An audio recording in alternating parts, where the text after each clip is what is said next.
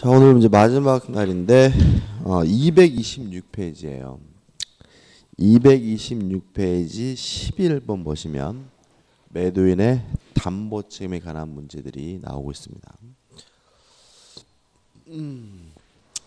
일단 매도인의 담보 책임에서 가장 중요한 것은 악의 매수인이 무엇을 할 수 있는지를 꼭 기억해 두셔야 되는데, 첫째, 악의 매수인은 전부 타인의 권리인 경우 계약을 해제하는 것은 가능하고요. 두 번째, 일부 타인의 권리인 경우에 악의 매수인은 대금 감액을 청구할 수가 있고요.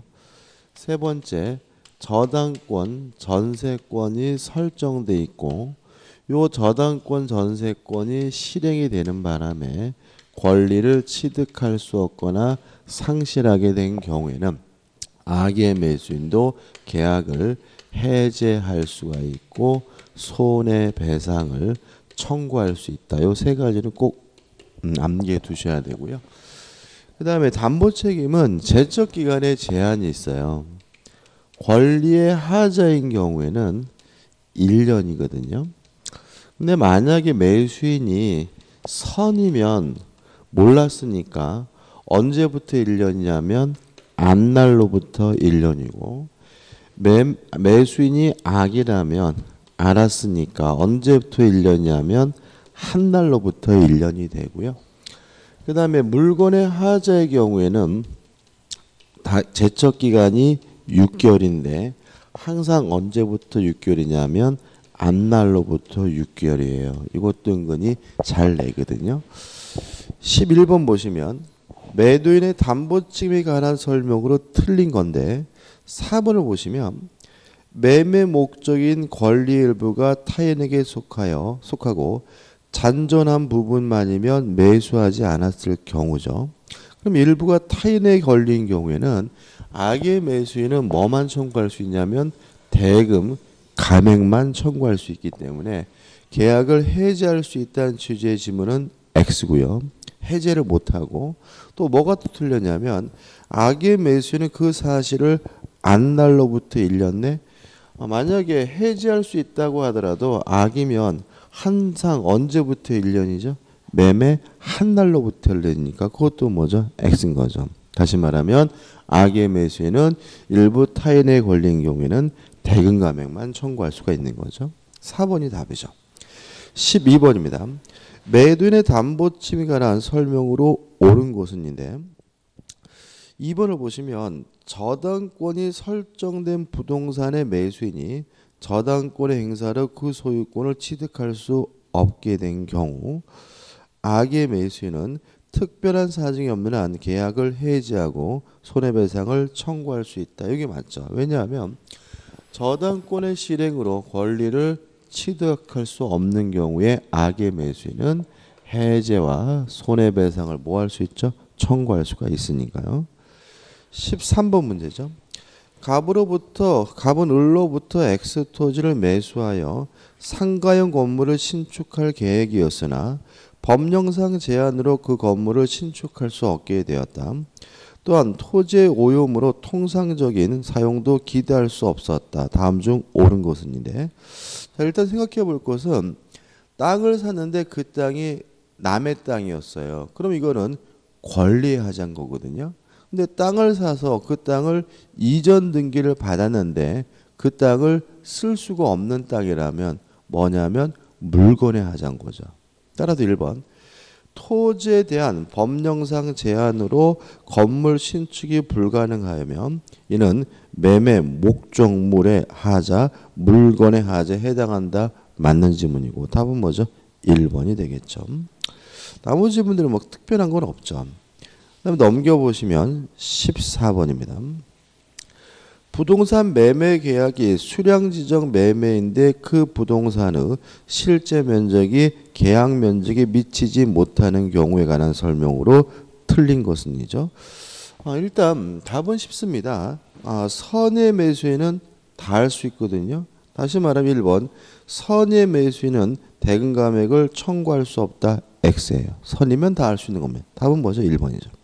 그 다음에 악의 매수인. 자, 14번은 이걸 우리가 뭐라 그러냐면 수량 부족이라고 하거든요. 그러면 악의 매수인이 할 수 있는 것은 아무것도 없는 거잖아요. 따라서 2번 악의 매수인은 손해배상을 청구할 수 없다. 오, 맞는 지문이고. 또 제척기간은 선의의 매수인에게만 인정되니까 1년이고 언제부터 1년이죠? 안날로부터 1년이겠죠. 따라서 3번 담보 책임에 대한 권리 행사 기간은 매수인이 그 사실을 안날로부터 1년이다. 맞는 지문이죠. 그 다음에 우리가 이 수량 부족을 한번 생각해 보자고요. 100평이라 그래서 땅을 샀는데 90평밖에 안 돼요. 그러면 10평은 못 넘겨받는 거잖아요. 일부 불능이죠. 그 다음에 100평이 아니라 90평인 것은 매매계약 체결하기 전부터 그럴 테니까 이걸 우리가 뭐라고 할 수 있냐면 원시적 일부 불능이라고 할 수 있어요. 근데 계약 체결자의 과실 책임은 원시적 전부 불능인 경우에만 문제되는 거기 때문에 4번 미달 부분의 원시적 불능을 이유로 계약 체결상의 과실 책임에 따른 책임 이행을 구할 수 없다. 오, 맞는 지문이고요. 5번 잔존한 부분만이면 매수인 이를 매수하지 않았을 경우 선의의 매수는 다 할 수 있으니까 계약 전부를 해지할 수 있다. 맞는 지문이 되겠죠. 15번입니다. 일단 손해배상을 청구할 수 있는데 만약에 매수인에게도 그 손해배상이 발생한 것에 기여를 했다면 당연히 무엇을요? 감액할 수 있겠죠. 따라서 5번 보시면 매도인의 담보 책임은 무과실 책임이므로 맞습니다. 하재 발생 및 그 학대에 가공한 매수인의 잘못을 참작하여 손해배상의 범위를 정할 수 없다. X죠. 다시 말하면 매수인에게 과실이 있다면 그 과실이 있는 범위에서 책임 손해배상액을 감액할 수 있기 때문에 5번이 X가 되는 거죠. 16번입니다. 갑은 경매 절차에서 저당 목적물인 을 소유 X 토지를 매각받고 그 소유권 이전 등기가 격려되었다. 다음 중 틀린 거죠. 이것도 좀 정리할 게 있는데 경매에 있어서 담보 책임입니다. 두 가지만 기억하시면 되는데요. 첫째, 물건의 하자에 대해서는 담보 책임은 물을 수가 없고 권리의 하자에 대해서만 담보 책임 물을 수가 있어요. 뭘 받은 경우죠? 경매를 받은 경우죠.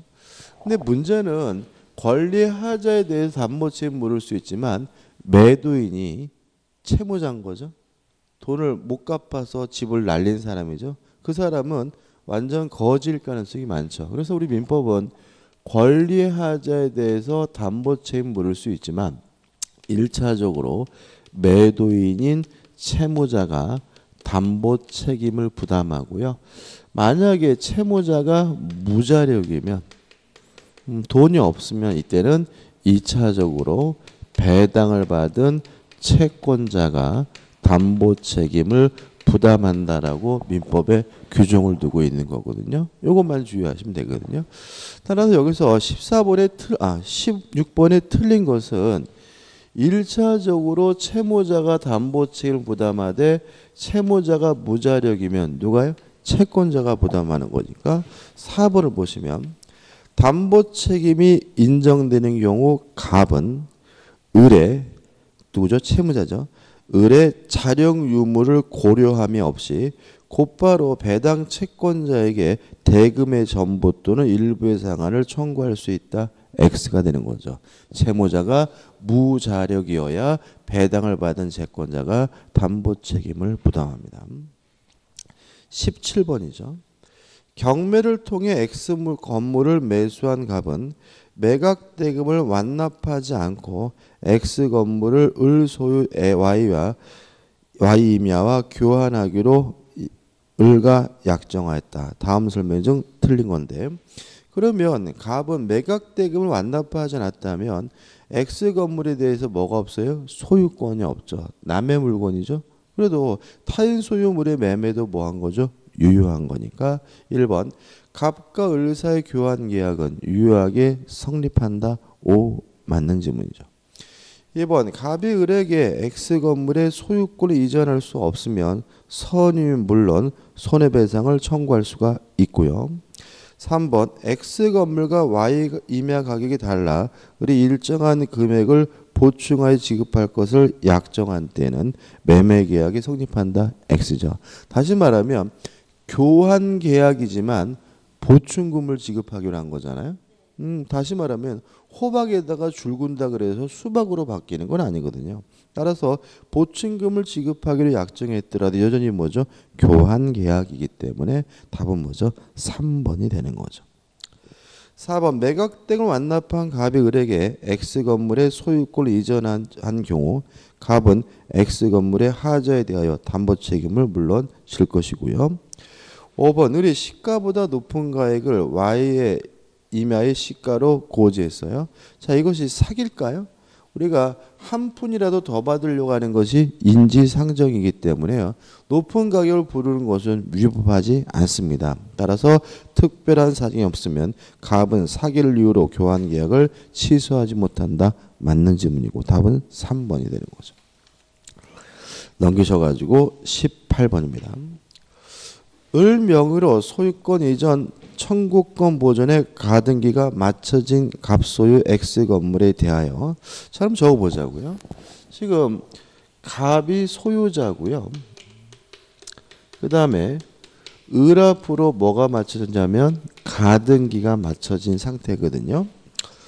병이 경매를 신청하였다. 그 경매 절차에서 매각등을 완납한 정명의로 X 건물의 소유권 이전 등기를 마쳤어요. 그리고 나서 세 번째로 정합부로 뭐가 이루어졌냐면 소유권에 관한 이전 등기가 이루어졌죠. 매각 대금이 병에게 배당되었다. 다음 설명 중 틀린 것을 찾는데 일단 여기서 우리가 생각해 볼 것은 뭐냐면 1번 X 건물 자체에 하자가 있는 경우죠. 자, 지금 경이 소유권을 취득하게 된 이유는 뭐죠? 경매죠. 경매의 경우에는 물건의 하자에 대해서는 담보책임 물을 수가 없으니까 1번은 뭐가 돼요? X가 하자 담보책임 물을 수가 없다. O 맞는 지문인 거죠. 3번부터 볼게요. 3번, 2번, 3번인데 4번부터 볼게요. 정의 소유권을 취득한 후 을이 가등기에 기한 본등기를 마쳤어요. 만약에 을이 가등기에 기한 소유권에 관한 본등기를 하게 되면 요 정소유권은 직권으로 뭐가 되겠어요? 말소가 되겠죠. 그러면 무엇과 똑같은 거냐면 저당권이 실행이 돼가지고 권리를 박탈당한 것과 마찬가지이기 때문에 정이 악이라 하더라도 해제하거나 손해배상을 뭐 할 수 있어요? 청구할 수가 있으므로 정은 X 건물에 관한 계약을 해제할 수 있다. 이것도 어떻게 해요? 맞는 질문이고 5번 정이 소유권을 취득한 후 을이 가등기에 기한 본등기를 마친 경우 정은 갑의 자력이 없는 때는 병에게 손해배당금의 반환을 청구할 수 있다. 맞죠? 다시 말하면 악이라 하더라도 담보책임 물을 수 있는데 채무자가 무자력이면 누가요? 채권자가 담보책임을 부담하니까요. 까지 왔죠?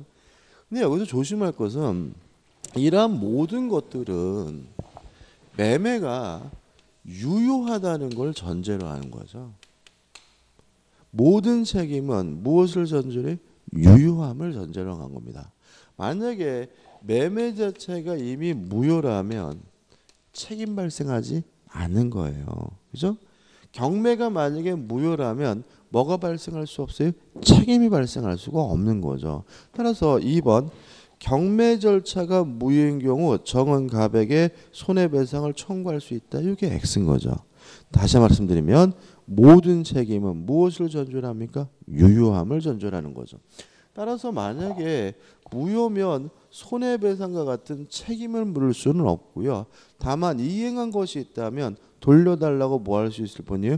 요구할 수만 있을 뿐이니까 3번 경매 절차가 무효인 경우 정은 병에게 부당이득 반환을 청구할 수 있다. 요것만 뭐 요것들은 어떻게 해요? 맞는 질문이 되는 거예요. 답은 뭐죠? 2번이죠.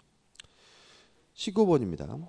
환매에 관한 설명으로 틀린 것은 너무 답이 쉬워요. 1번이 답인데 환매가 만약에 부동산에 관한 것이라면 부기 등기 방식으로 등기할 수 있고요.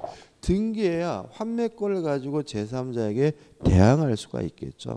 따라서 1번 부동산에 대한 매매 등기와 동시에 환매권 보류를 등기하지 않더라도 제3자에게 대항할 수 있다는 질문은 X가 되는 거죠.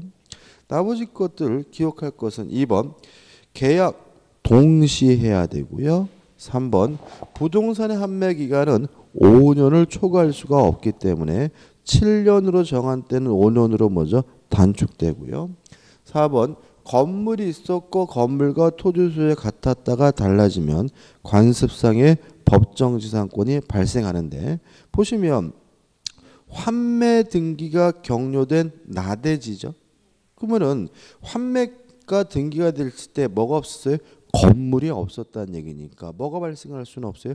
법정지상권이 발생할 수는 없고요. 그 다음에 5번은 뭐 당연한 거죠. 20번입니다.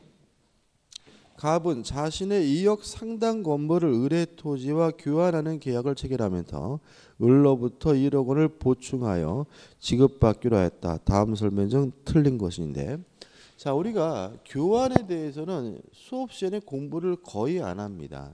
왜냐하면 교환에 대해서는 매매에 관한 민법 규정이 그대로 뭐가 돼요? 준용이 되죠. 그래서 실제로 교환이 문제가 나오면 매매로 바꾸면 되는 거예요. 문제 푸실 때.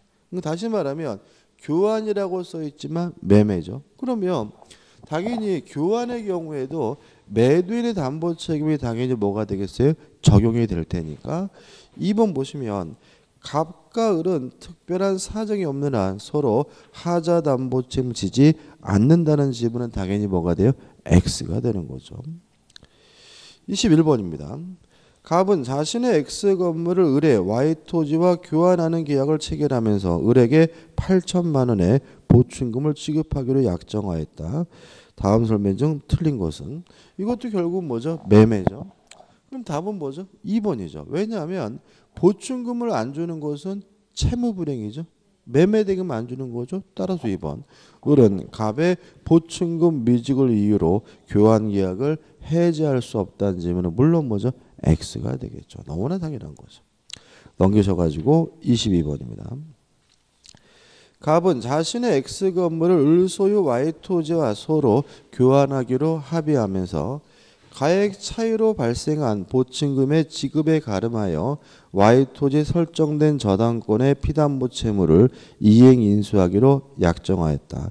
다음 설명 중 옳은 것이죠. 1번 교환계약 체결 후 갑의 귀책 사유 없이 X 건물이 멸실되더라도 위험부담의 법리가 적용되지 않는다. X죠. 왜냐하면 후발적 불능이고 고의가실이 없으면 뭐가 돼요? 위험부담이니까요. 2번 갑이 보충금을 제외한 X 건물의 소유권 을에게 이전하면 특별한 사정이 없는 한 계약상 의무를 한 것이 된다. X죠. 당연히 뭘 줘야 돼요? 보충금을 줘야 되겠죠. 답은 뭐죠? 2번입니다. 그러니까 이런 것들은 뭐 어려운 게 아니라 문제에서 뭘 물어보지만 찾으면 뭐 충분히 풀 수 있는 거죠. 그 다음에 뭐 따라서 옳은 것은 뭐죠? 2번이고 3번 당연히 담보 책임 쌍방이 뭐 해야 돼요?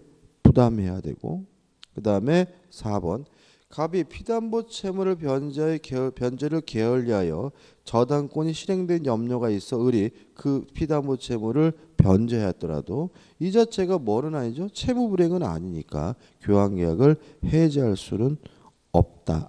해지할 수는 없다. X적이죠. 자, 왜냐하면 이런 얘기입니다. 지금 갑이 지금 채무를 뭐 하기로 했어요? 인수하기로 한 거잖아요. 그죠? 근데 인수하기로 했는데 이 사람이 뭐예요? 변제하지 않고 있어요. 일종의 뭐죠? 채무불이행이죠. 해지할 수 없다가 아니라 있다가 되겠죠. 그 다음에 5번 을이 시가보다 조금 높게 Y 토지의 가액을 고지하여 갑이 보증금을 지급하기 약정했다면 뭐가 아닌 거죠? 사기가 아닌 거죠. 그러니까 사기가 아니니까 불법 행위를 원인으로 무엇을요? 손해배상을 청구할 수 없으므로 5번도 뭐가 돼요? X가 되는 거죠. 답은 2번입니다. 자, 임대차에 관한 문제를 풀어보게 되는데요. 241페이지입니다. 241페이지. 자, 1번 임대인과 임차인 모두에게 인정될 수 있는 거. 2번이죠. 계약 해지권은 둘 다 인정됩니다. 2번 일시 사용을 위한 임대차요. 여관방에서 하룻밤 자는 거잖아요. 그럼 여관방에서 하룻밤 자는 경우에 인정되는 권리를 모두 고른 것인데, 일단 제가 여관방에서 하룻밤 자는데 형광등이 깜빡거려 가지고 제 돈으로 갈았어요. 그럼 다음날 여관방 주인에게 형광등 값 주세요라고 할 수는 있겠죠. 다시 말하면 비용 상한 청구권은 인정이 돼요. 그렇지만 나머지 뭐 차임 증액 청구권이니 부속물 매수 청구권이니 뭐 법정 질권이니 이런 것들은 여관방에서 하룻밤 자는 사람에게 인정될 수는 없기 때문에 기억만 인정되고요. 답은 뭐죠? 1번이 되는 거죠. 넘기셔가지고 3번입니다. 임차인의 권리에 관한 설명으로 옳은 것은이죠. 임차권은 물권이 아니고 채권입니다. 따라서 제3자에게 대항할 수가 없고요. 제3자에게 대항하기 위해서 뭘 해야 되냐면 등기를 해야 되거든요. 다만 예외가 있는데 3번 보시면 건물의 소유를 목적으로 한 토지 임대차를 등기하지 않더라도 임차인이 그 지상 건물의 보존 등기라면 토지 임대차는 제3자에 대하여 효력이 생긴다. 뭘 갖게 되죠? 대항력을 갖게 되는 거죠. 따라서 임차권자가 대항력을 취득하는 방법은 두 가지입니다. 임차권에 관한 등기라든지 아니면 3번 지문처럼 자신 소유물에 대한 소유 건물에 대한 보존 등기라면 대항력을 갖게 되는 거죠. 답은 3번이죠. 4번 문제죠. 임차인의 부속물 매수 청구권에 관한 설명으로 틀린 것인데, 자, 우리가 부속물 매수를 청구하려면 증축된 부분이 부합되지 않아야 돼요. 만약에 부합이 됐다면 그때는 뭐가 되냐면 유익비 상한 청구권 문제가 되고요. 유익비에 관한 민법 규정은 특약으로 뭐 할 수 있어요? 배제할 수가 있거든요.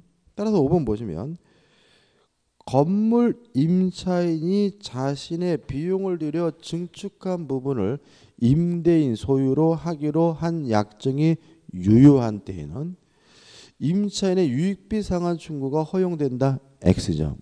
자, 이게 무슨 말이냐면 만약에 부합되지 않아서 부속물 매수를 청구할 수 있다면 강행 규정이기 때문에 특약으로 뭐 할 수 없냐면 배제할 수 없거든요. 근데 지문에서 증축한 부분을 임대인 소유로 하기로 한 약정이 유효하다는 말은 뭐가 됐다는 거죠? 부합이 됐다는 거죠. 그럼 부합이 됐으면 뭘 청구합니까? 유익비 상한을 청구하게 되는데 강행 규정이 아니라 임의 규정이기 때문에 특약으로서 뭐 할 수 있어요? 배제할 수 있으니까 유익비 상한을 더 이상 청구할 수는 없는 거죠. 답은 뭐죠? 5번입니다. 5번 문제입니다.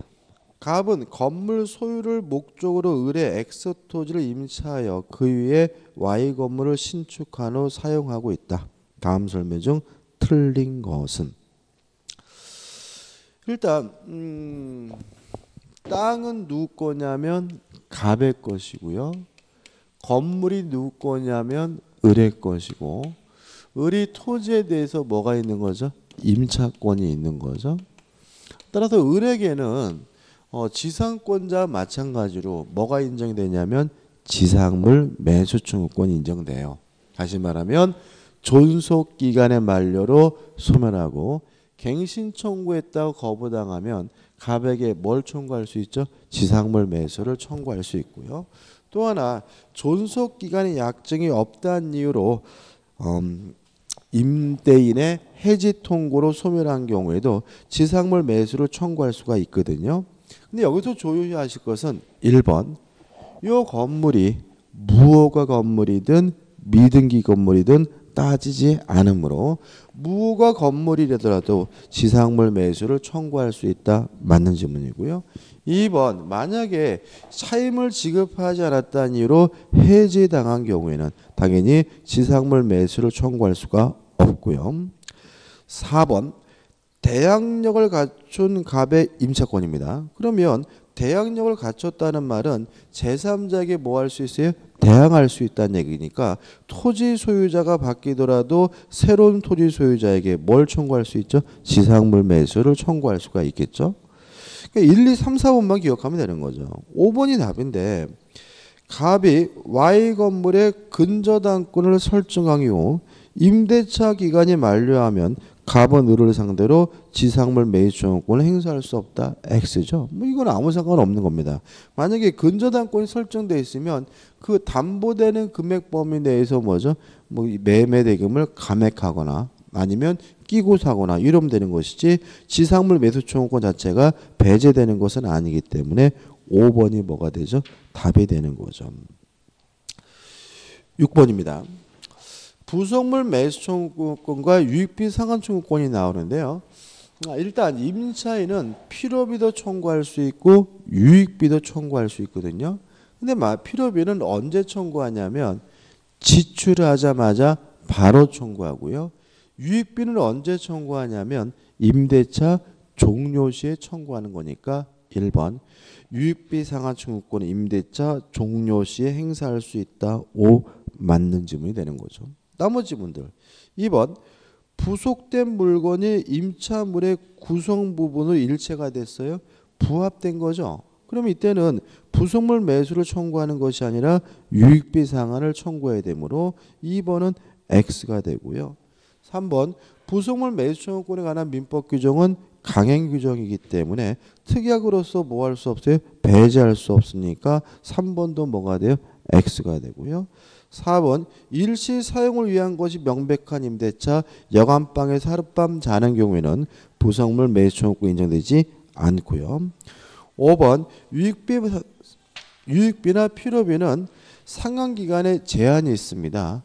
1년이 아니라 6개월이에요. 다시 말하면 목적물을 반환한 날로부터 6개월 동안 유익비 필요비 상환을 청구할 수 있기 때문에 5번도 X가 되는 거죠. 넘겨줘도 7번입니다.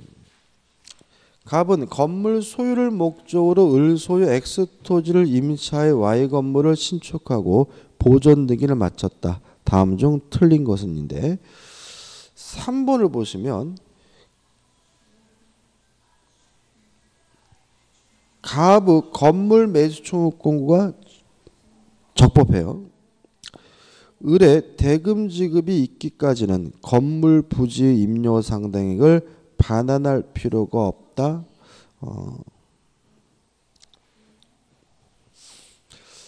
자, 다시 볼까요? 자, 지금 지상물 매수를 청구하면 임대인은 땅을 뭐죠? 사줘야 되죠. 왜냐하면 건물 매수 청구권은 형성권이기 때문에 뭐 하지 못해요? 거부하지 못하죠. 그러면 갑과 을 간의 건물 간의 매매 계약이 뭐가 돼요? 성립이 되고요.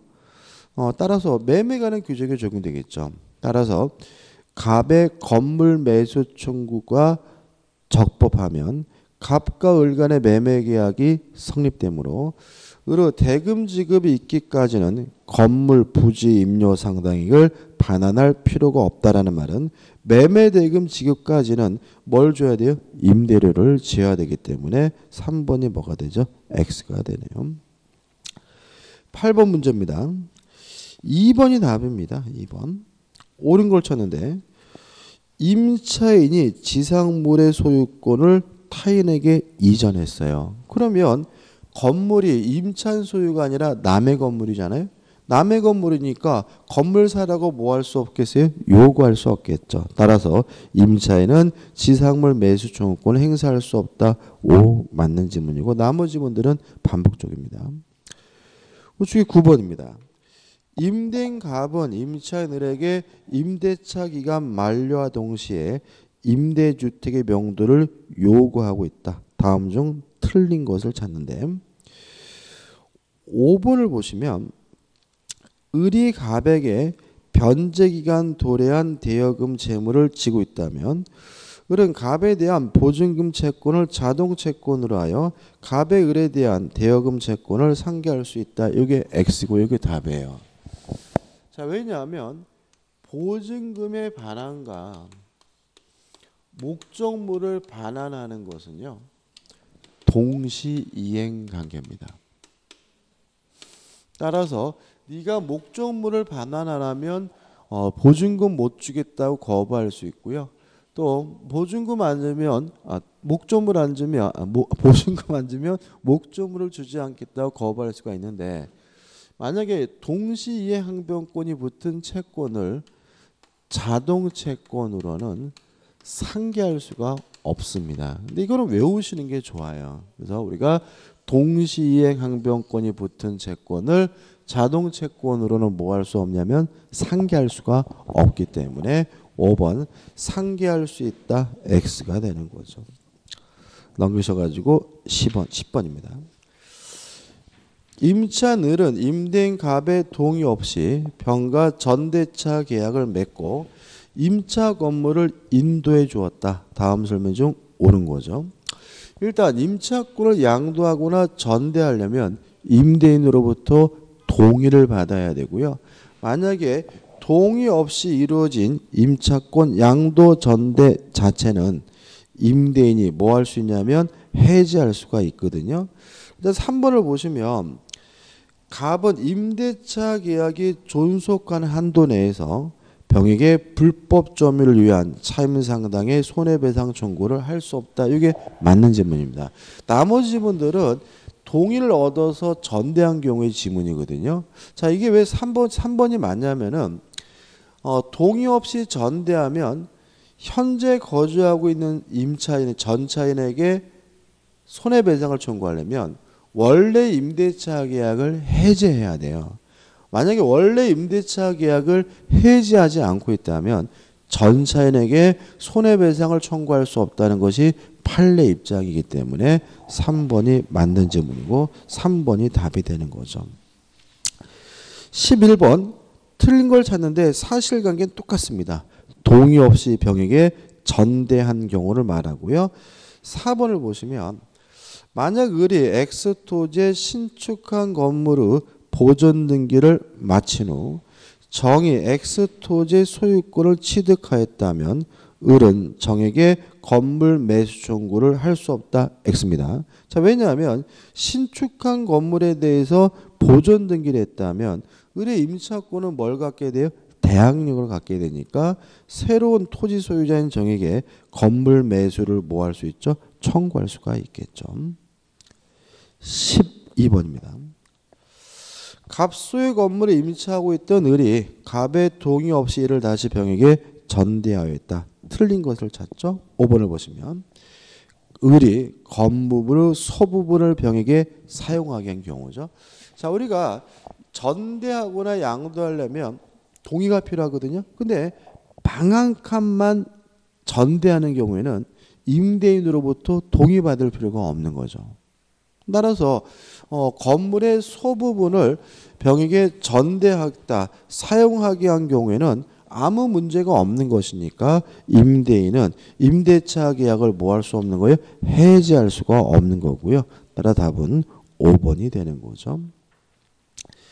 13번입니다. 건물 임대인 갑의 동의를 얻어 임차인이 병과 전대차 계약을 체결하고 그 건물을 인도해 주었다. 옳은 것을 모두 고르면 일단 기억, 원래 임차권이 소멸하면 전차권도 자동으로 소멸되기 때문에 소멸되지만 문제는 기억입니다.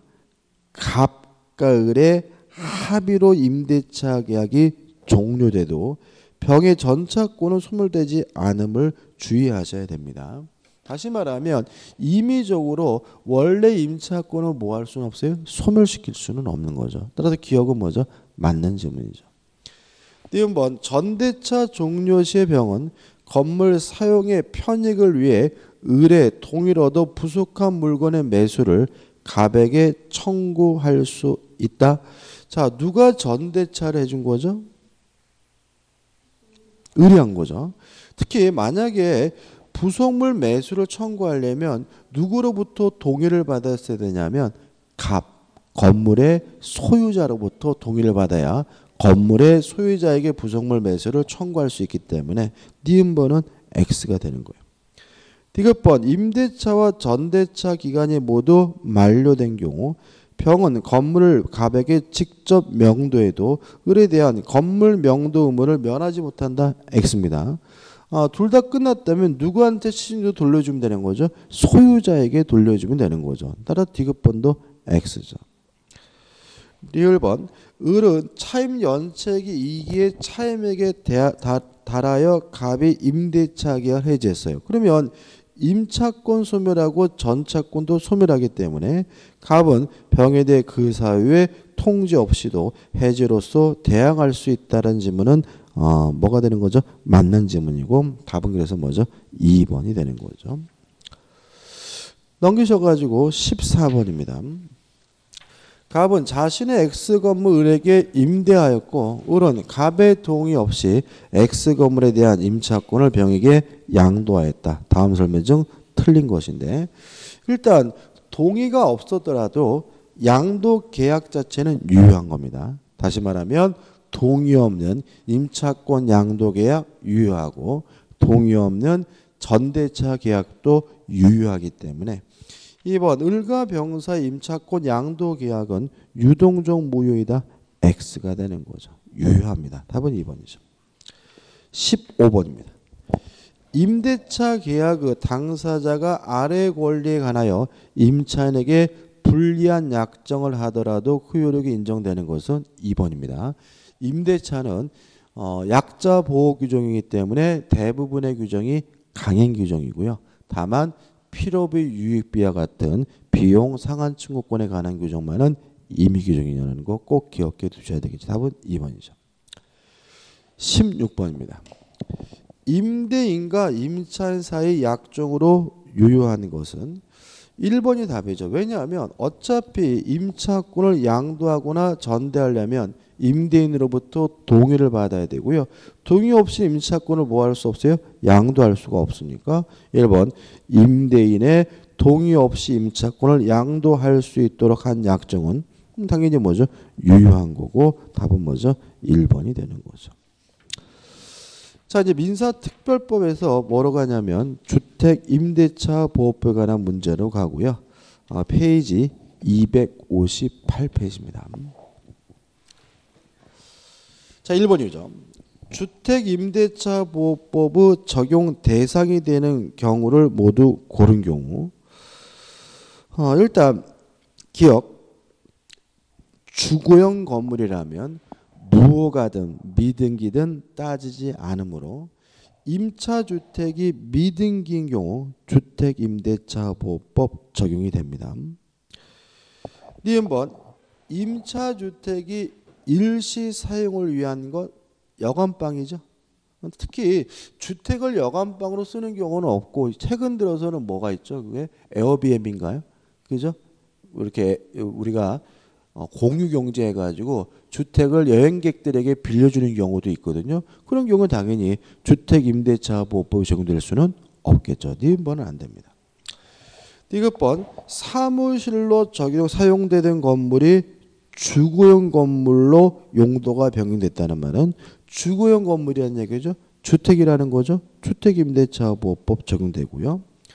리을번 적법한 임대 권한을 가진 자로부터 임차했으나 임대인이 주택 소유자가 아니고 그런 건 따지지 않습니다. 따라서 적법한 임대 권한이 있다면 주택임대차보호법이 적용돼야 되니까 니은만 빠지고요. 답은 뭐죠? 3번이 되는 거죠. 2번 문제입니다. 주택임대차보호법상의 주택임대차에 관한 설명으로 틀린 것을 찾으라고 하는데 우리가 항상 뭐 이런 거죠. 1순위가 갑 앞으로 저당권이 설정이 되어 있고요. 그리고 나서 을이 주택 임차권을 취득했고 이 사람이 인도받고 주민등록 전입신고를 했고요. 그리고 나서 병 앞으로 저당권이 설정된 상태에서 병이 경매를 신청했어요. 그러면 첫째, 모든 저당권은 무조건 소멸된다는 원칙에 따라서 갑소멸하고 병소멸하고요. 주택 임차권도 무조건 뭐가 돼야 되죠? 소멸돼야 되죠. 왜냐하면 용의권이 소멸되는지 여부는 누구하고 비교합니까? 최우선순위 저당권과 비교해서 최우선순위 저당권보다 늦으면 무조건 뭐가 돼야 돼요? 소멸돼야 되거든요. 그럼 5번 보시면 저당권이 설정된 주택을 임차하여 대항력을 갖췄어요. 그러면 이 주택보다 빠른 뭐가 있다는 얘기죠? 저당권이 있다는 얘기니까 후순위 저당권이 실행되더라도 매순위된 자에게 대항할 수 있다. X가 되는 거죠. 무조건 소멸합니다. 3번 문제입니다. 옳은 것을 찾는데요. 일단 1번 최선순위 전세권자 지위와 대항력을 갖춘 주택 임차인으로 지위를 함께 가진 자가 전세권자의 지위에서 경매를 신청하는 경우에는 임차권의 대항력을 주장할 수 없다. X입니다. 자, 우리 판례는 이렇게 주택 임차인이 전세권까지 가지고 있으면 두 가지 권리를 전혀 별개의 권리를 봐요. 그래서 지문에 나와 있는 것처럼 전세권자의 지위에서 경매를 신청한 거는 전세권자라도 신청한 거예요. 주택 임차권자로서 경매 신청한 것이 아니기 때문에 1번은 뭐죠? X가 되는 거죠. 2번 주택 임차인과 전세권자의 지위를 함께 가지고 있는 자가 임차인의 지배에서 경매법원에서 배당 요구를 하였다면 전세권에 관해서도 배당 요구를 한 것으로 보아야 한다. X가 되는 거죠. 왜요? 두 가지 권리는 전혀 별개의 권리로 이해하니까 2번은 임차인으로서 배당을 신청했으면 전세권자로서는 아직 배당 신청하지 않은 것이다. 이렇게 되거든요. 3번 대항력 있는 주택 임차권과 분리하여 보증금 반환 채권만을 양수한 자는 임차주택에 대한 경매 절차에서 임차보증금의 우선번제권자 주의에서 배당 요구를 할 수 있다. X입니다. 다시 말해 이것도 만약에 담보물권적 성격이 있으니까 부정손 수반성이 있죠. 같이 가야 돼요. 따라서 보증금 반환 채권만을 양수했다는 말은 이 사람에게는 주택 임차권이 없다는 얘기고요. 따라서 우선 변제 지위가 인정될 수는 없겠죠. 4번 대항 요건 및 확정 일자를 갖춘 주택 임차권자는 임대차 성립 당시 임대인 소유였던 대지가 타인에게 양도되어 임차주택과 대지 소유자가 달라지더라도 대지 환가 대금에 대해 우선 변제권 행사할 수 있다. 맞아요. 왜 그러냐면 맨 앞에 대항 요건을 갖췄다 그랬죠. 그러면 새로운 토지 소유자에게 뭐 할 수 있어요? 대항할 수 있고 새로운 토지 소유자에게도 무엇을요? 우선 변제권을 행사하는 것은 너무나 당연한 거죠. 따라서 답은 뭐죠? 4번이 되네요. 5번 주택 임차인이 사망한 경우 그 주택에 가정 공동 생활하던 사실혼 배우자는 항상 상속권자에 우선하여 사망한 임차인의 권리 의무를 승계한다. X입니다. 오히려 누가 우선합니까? 상속권자가 우선해요. 만약에 상속권자가 있으면 상속권자가 임차권을 상속받는 거고요. 상속권자가 없으면 사실혼 관계에 있는 배우자가 임차권을 뭐 받는 거죠? 승계받는 거죠. 또 상속권자가 있는데 가정 공동 생활을 안 했다면 이촌인의 친족과 공동으로 승계받는 것이지 상속인에 대해서 사실혼 관계에 있는 배우자 우선하는 것은 아니기 때문에 5번도 뭐죠? X가 되는 거죠. 넘기셔서 4번입니다. 주택임대차 보호법에 관한 설명으로 틀린 것은이죠. 2번이 답입니다. 읽어보기도 싫은데 일시적으로 사용하기 위한 임대차 이런 거는 뭐가요? 주택임대차 보호법이 적용되지 않겠죠. 답은 2번입니다. 5번 문제입니다. 2014년 2월 1일 갑은 을의 서울 소재 X주택을 보증금 7천만 원, 임대기간 1년으로 하여 임차하면서 같은 날 입주와 동시에 주민등록을 마쳤다. 다음 설명 중 옳은 거죠. 자, 보증금에 대한 증액 청구는 1년 이내는 못하거든요. 따라서 1번 2014년 1월 1일 아직 1년이 안 됐죠. 따라서 을은 갑에게 500만 원의 보증금 증액을 청구할 수 있다는 지문은 X가 되겠죠.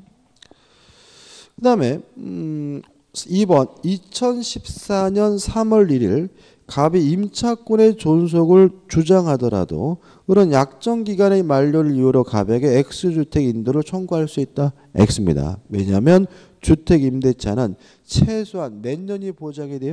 2년이 보장이 되니까요. 3번 2013년 6월 1일 동거가족이 없는 갑이 자신의 주민등록을 다른 주소로 이전했어요. 그러면 가지고 있던 대항력은 뭐가 돼요? 소멸이 되므로 X주택에 거주가 있었다면 대항력은 유지된다. X가 되는 거죠. 4번 2012년 12월 1일 을이 병에게 X주택에 대하여 근저당권을 설정해 주었더라면 그러면 여기서 우리가 좀 생각해 볼 것은 뭐냐면 지금 이 사람은 근저당권이 주택임차권보다 빠르죠. 그죠? 따라서 근저당권이 배당받고 남는 게 있으면 뭘 받을 수 있어요? 받을 수가 있을 뿐이지. 갑은 3,500만 원 한도에서 병보다 우선 변제 받을 수 있다는 지문은 뭐죠? X가 되는 거죠. 5번 2013년 7월 1일 정에게 X주택을 양도한 후 임대차 기간이 만료된 경우 특별한 사정이 없는 한 갑은 정에 대하여만 보증금만을 청구할 수 있다. 이게 맞는 질문입니다. 왜 그러냐면 자 새로운 소유자에게 뭐 할 수 있어요? 대항할 수 있다는 말은 새로운 소유자에게 뭘 청구해야 돼요? 보증금 반환을 청구해야 된다는 의미인 거죠. 옳은 것은 5번입니다. 6번입니다. 옳은 것을 찾는데 2번이 답이거든요. 자, 왜냐하면 임차권 등기 명령 제도에 따라서 임차권 등기라면 이사 가더라도 원래 가지고 있던 대항력과 우선 변제권이 유지가 되고요. 조심할 것은 새롭게 이사 온 새로운 임차인이 소액 임차 보증금에 해당하더라도 최우선 변제권을 인정하지는 않거든요. 따라서 2번 등기 명령의 집행에 따라 주택 전부에 대한 타인 명의의 임차권 등기가 끝난 뒤 소액 보증금을 내고 그 주택을 임차한 자는 최우선 변제권을 행사할 수 없다는 지문은 5 맞는 지문이 되는 거죠. 나머지 지문도 좀 보시고요. 넘기셔서 7번입니다. 갑은 을의 저당권이 설정되어 있는 병 소유의 X주택을 병으로부터 보증금 2억 원에 임차하여 즉시 대항 욕구를 갖추고 확정 일자를 받아 거주하고 있다까지 일단 끌어볼게요. 자, 이런 것들은 뭐가 중요하냐면 순서가 중요하니까 옆에다가 좀 메모를 하실 필요가 있어요. 일단 맨 앞에 을 앞으로 저당권이 설정되어 있고요. 그러고 나서 갑이 뭘 취득했냐면 주택 임차권을 취득했고 인도받았고 주민등록도 했고 뭐까지 했죠? 확정일자까지 했죠. 그 다음에 그 정의 X주택의 저당권을 취득했어요. 그러고 나서 세 번째로 정 앞으로 뭐가 설정됐죠? 저당권이 설정됐잖아요. 그리고 경매가 됐습니다. 그러면 경매가 됐으면 모든 저당권 무조건 소멸되니까 을 소멸하고 정 소멸하고요. 또 용의권의 소멸 여부는 누구하고 비교하죠? 최우선순위 저당권과 비교하니까 갑도 무조건 소멸하죠. 소멸되면 배당을 받는데 을이 1순위고 갑도 확정일자를 갖췄기 때문에 뭐가 있어요? 우선 변제권이 있으므로 갑이 뭐죠? 2순위고 정이 뭐죠? 3순위가 되는 거죠. 따라서 옳은 것을 찾으라고 하는데 1번 을의 저당권은 소멸한다. 맞죠? 2번 무가 임대인 병해주의를 승계한다. X입니다. 왜요? 갑의 주택 임차권은 무조건 소멸되니까요. 3번 갑이 적법한 배당 요구를 하면 을보다 보증금 2억 원에 대해 우선 변제를 받는다? 아니죠. 을이 받고 남는 게 있으면 누가 받아요? 갑이 받는 거죠. 4번 갑은 무로부터 보증금 전부를 받을 때까지 임대차 관계의 존속을 주장할 수 있다. X입니다. 왜냐하면 주택임차권은 경매로 인해서 무조건 뭐가 됐어요? 소멸됐으니까요. 5번 정의 갑보다 매각대금으로부터 우선 변제를 받는다? 아니죠. 갑이 받고 정이 받으니까 정은 갑보다 뭐죠? 후순인 거죠. 따라서 옳은 것은 뭐죠? 1번만이 되는 거죠. 8번입니다. 선순위 담보권 등이 없는 주택에 대해 대항 요건과 확정 일자를 갖춘 임대차에 관한 설명으로 틀린 것인데, 일단 선순위 담보권이 없다는 말은 경매가 되더라도 뭐 되지 않아요? 소멸되지 않는다는 얘기거든요. 근데 특이한 것은 뭐냐면 4번 임차인이 경매 절차에서 해당 주택의 소유권을 취득했어요. 그러면 보증금 돌려받은 건가요? 보증금 돌려받았을까요? 자, 한번 생각해. 그죠? 생각해 보세요. 지금 맨 앞에 갑이라는 사람이 주택 임차권이 있고요. 보증금이 예를 들어서 2억이에요. 그리고 병합 을 앞으로 뭐가 설정되냐면 저당권이 설정됐는데, 경매가 되더라도 이 주택 임차권은 뭐 되지 않아요? 소멸되지 않으니까. 예를 들어서 이것이 5억짜리 주택이라면 경락받은 사람은 얼마만 쓰고 경락받아요? 3억만 쓰고 경락받겠죠. 그러면 갑도 이 주택을 경락받을 때 얼마만 쓰겠어요? 3억만 쓰겠죠. 그러면 실질적으로 5억짜리를 3억에 경락받았으니까 2억 뭐 한 거예요? 돌려받은 겁니다. 따라서 보증금 뭐예요? 돌려달라고 요구할 수가 없어요. 따라서 임대인에 대하여 보증금 반환을 청구할 수 있다는 지문은 뭐죠? X가 되는 거죠. 왜요? 자신이 소유권을 취득함으로써 실질적으로 보증금을 뭐하게 해요? 돌려받게 되기 때문에 그런 거죠. 9번입니다. 을은 갑소유 X주택에 대하여 보증금 3억으로 하는 임대차 계약을 갑과 체결한 다음 즉시 대항 요건을 갖추고 확정 일자를 받아 현재 거주하고 있다. 다음 설명 중 옳은 것은 1번이 답이죠. 왜냐하면 주택 임대차가 묵시적 갱신, 법정 갱신되면 존속 기간 몇 년이죠? 2년이죠. 답은 뭐죠? 1번입니다. 상가 건물 임대차 보호법인데요. 이번 달에 개정이 됐죠. 4월 달에. 근데 개정 내용 중에서 특별한 건 없고, 이게 그 적용 범위가 9억으로 바뀌었죠. 그죠? 그래서 서울 지역이 지금 6억 1천인데 이번에 시행령이 개정이 돼 가지고 서울 지역이 얼마나 바뀌었냐면 9억으로 바뀌었죠. 그래서 9억이 초과하지 않는 경우에, 환산 보증금이 9억이 초과되지 않는 경우에만 상가 건물 임대차 보호법이 뭐가 돼요? 적용된다. 이거 하나만 주의하시면 되겠죠.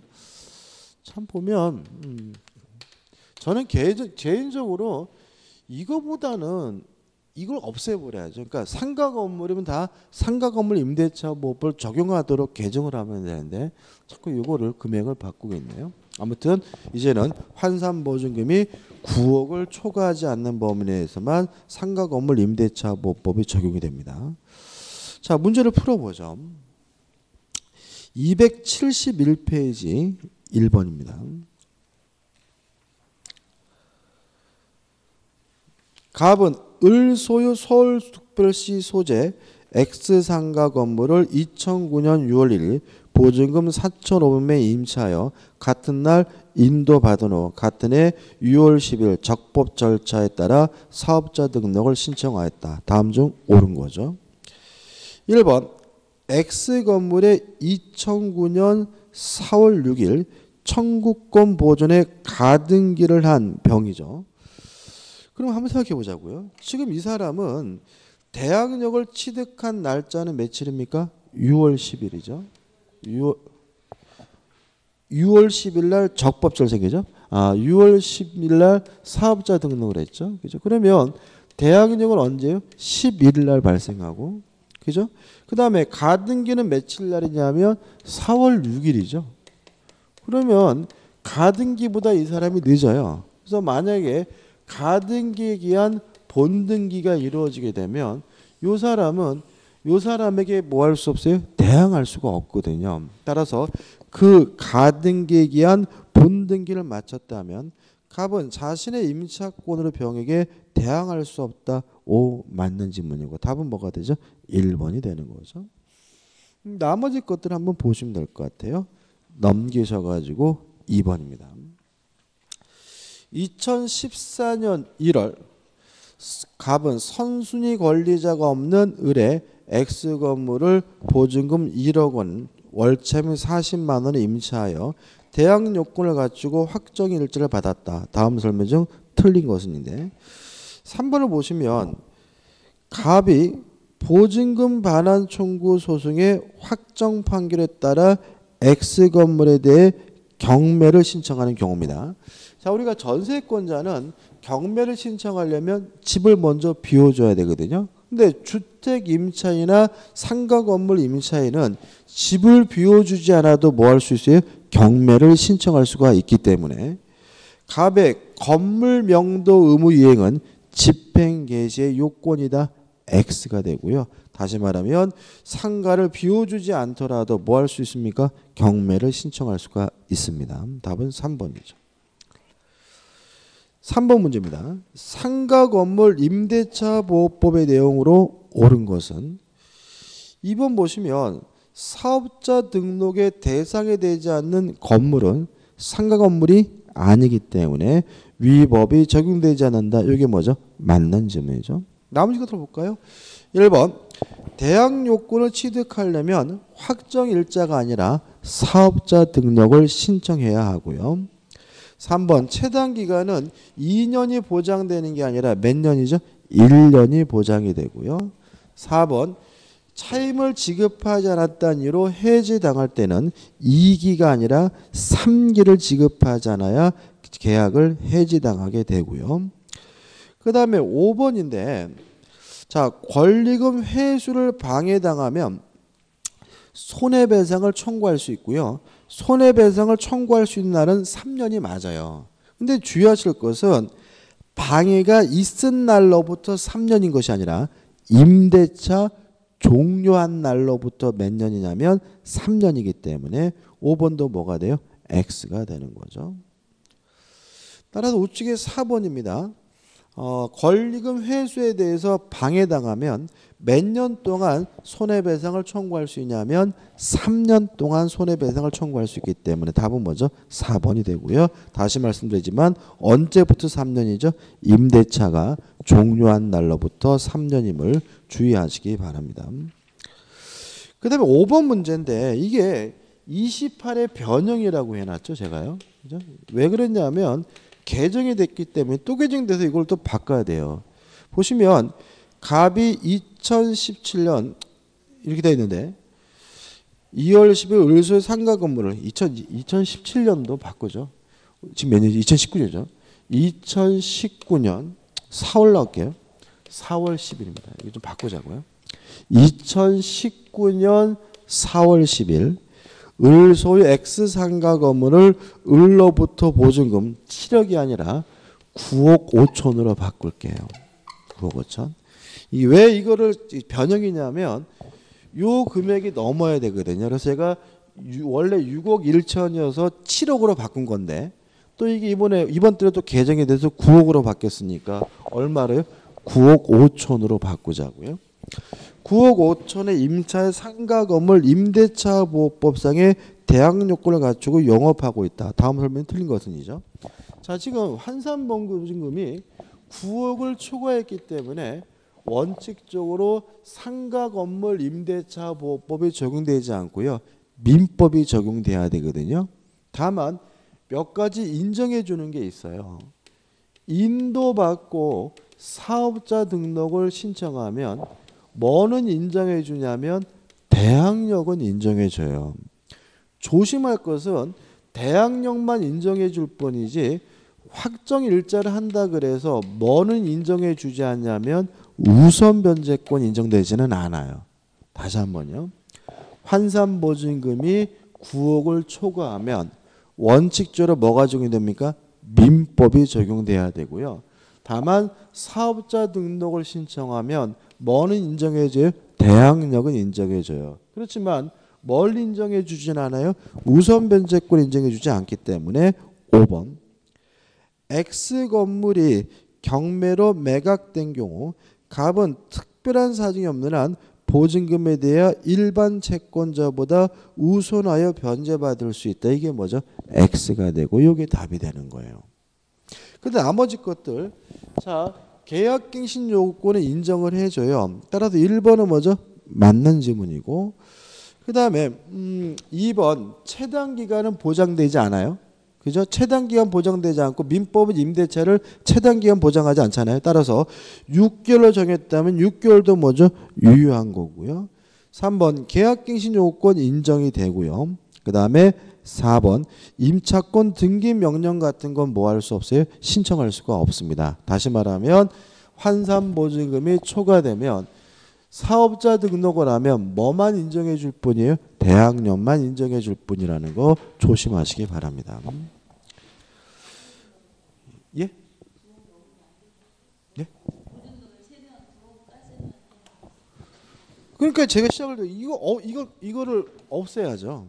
그러니까 상가 건물이면 다 상가 건물 임대차 보호법을 적용을 해줘야지. 굳이 이거를 왜 제한하고 있냐 이거죠 저는. 그죠? 그러니까 원래는 이게 원래는 이게 4억인가 그랬어요. 그래가지고 상가 건물 임대차 보호법이 적용되는 상가 건물이 거의 없었어요. 이게 4억이라 그러면 많은 게 아니라 보증금 1억에다가 월세가 400만 원만 돼도 환산하면 5억이거든요. 그래서 6억 1천으로 개정한 거거든요. 그래서 60%가 상가 건물 임대차 보호법이 적용이 됐어요. 이게 지금 금액을 늘려서. 근데 이번에 9억으로 늘린 거죠. 그래서 최대한 많이 적용해 주겠다는 거거든요. 근데 뭐 아직 통계는 안 나왔지만 그럼 뭐 많이 적용되겠죠. 아무튼 그래도 적용 안 되는 상가 건물이 발생할 수 있으니까 조심하셔야 돼요. 6번입니다. 상가 임대인이 그의 임차인 주선한 신규 임차인이 되려는 자와 임대차 계약의 체결을 거절할 수 있는 경우를 모두 고른 것입니다. 일단 기억만 아니에요.